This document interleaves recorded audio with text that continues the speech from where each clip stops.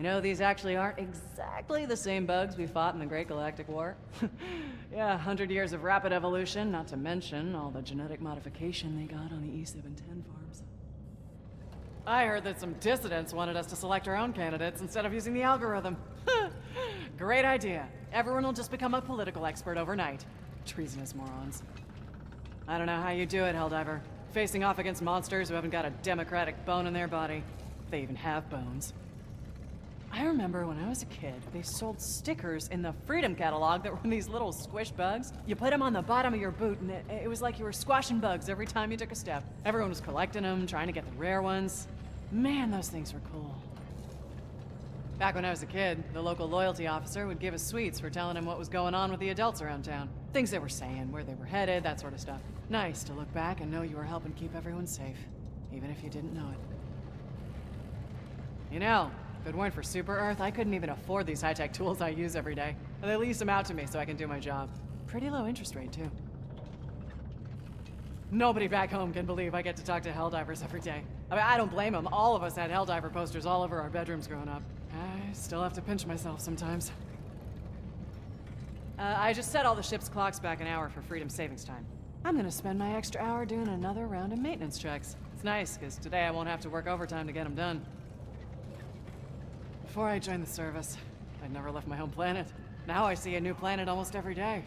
Makes me appreciate what a beautiful democracy it'll be once we finish stamping out those fascist bugs. Super Earth really is the best place to live in the entire galaxy, isn't it? Sometimes when I can't sleep, I imagine what it would be like to live there. Of our Federation, and before you know it, you too will achieve your dreams. Super Earth, freedom, justice, democracy, and dreams.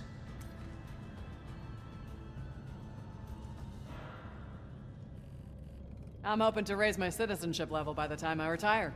If I ever have kids, I'd want them to be able to purchase a small pet someday, like a goldfish. Or even a hamster. There might be a lot of automatons, but at the end of the day, they're just a bunch of mass-produced walking scrap. Every Helldiver's an army of one. Put 4 of them on a team, that's 4 armies. So, who really has the numbers advantage? You know, sometimes, as a technician, you gotta realize when something's beyond repair. When it comes to these automatons, there's no fixing them. Only solution is to wipe the slate clean. It's fish fry night at the chow hall. I don't know what planets they get these fish from, and I don't care. It's all fried, it's all good. Democracy's kinda like these machines I work on. Needs regular maintenance to keep running smoothly. And the bugs are sort of like if bugs got into one of these machines. The only thing to do would be to exterminate them. If I had all the super credits in the galaxy, I'd try to find some way to convince our enemies to embrace freedom. Maybe print 1 trillion pamphlets, or build 1 billion interplanetary radio stations. Something to break through whatever propaganda they're feeding them. It's just a pipe dream. We gotta kill them all. When I need some motivation, I like to read the Helldiver ethos. Picks me right up. Sometimes I read too much and get overly motivated and kinda jittery and need to put it down. If Terminids didn't decompose into Element 710, we'd have eradicated them completely a long time ago. They should count themselves lucky. Whenever the war gets me down, I try to remember that at least I'm a free citizen. It's up to me how I serve Super Earth. Can't take that for granted. Ship's in top shape, Helldiver. Ready to dispense democracy wherever you choose. If I were a Helldiver, I think my favorite enemy to kill would be the bots. I bet watching them spark and explode really lights up your freedom-loving heart. Our ancestors fought for the liberty we have today, and now we're the ones doing the fighting. Kinda makes it proud, doesn't it? Oh, I can't wait to get home again. It's the little things you miss, you know? Like sitting in candlelight on Heroes Day, chanting with my family and renewing our vows of citizenship together. I earned a few more citizenship points the other day. All it took was reporting some unpatriotic talk I heard in the barracks. Now there's 1 less dissident, and I get 1 more doctor's visit every year. Helldiver! Every day you put yourself at risk to defend freedom and liberty, and I just want to say, thank you. I still remember filling out my very first Democratic Preferences ballot. Whew, what a rush. Hey there, Helldiver. I know you put your neck on the line for regular folks like me every day. It's not much, but I donate 15% of every one of my paychecks to the war fund. It's the least I can do.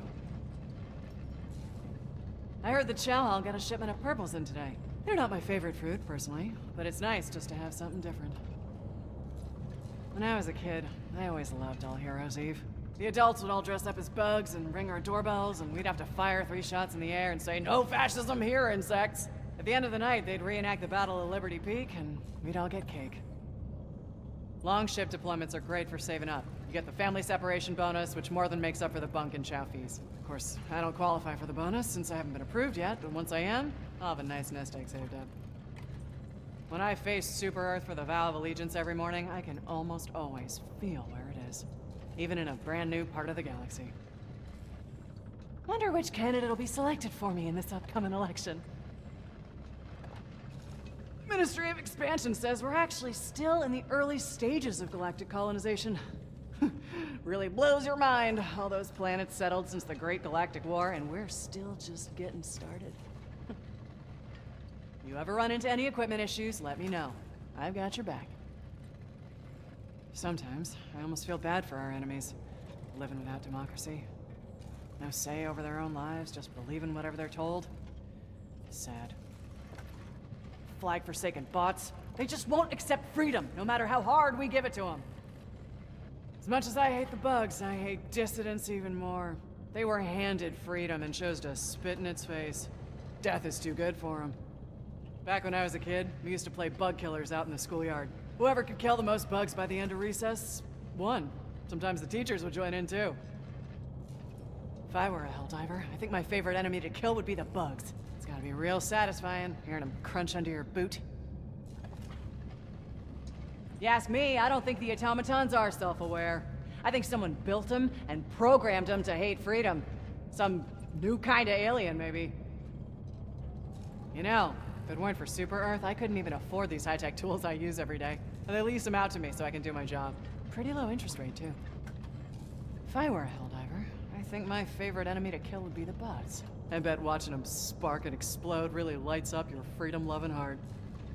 Nobody back home can believe I get to talk to Helldivers every day. I mean, I don't blame them. All of us had Helldiver posters all over our bedrooms growing up. I still have to pinch myself sometimes.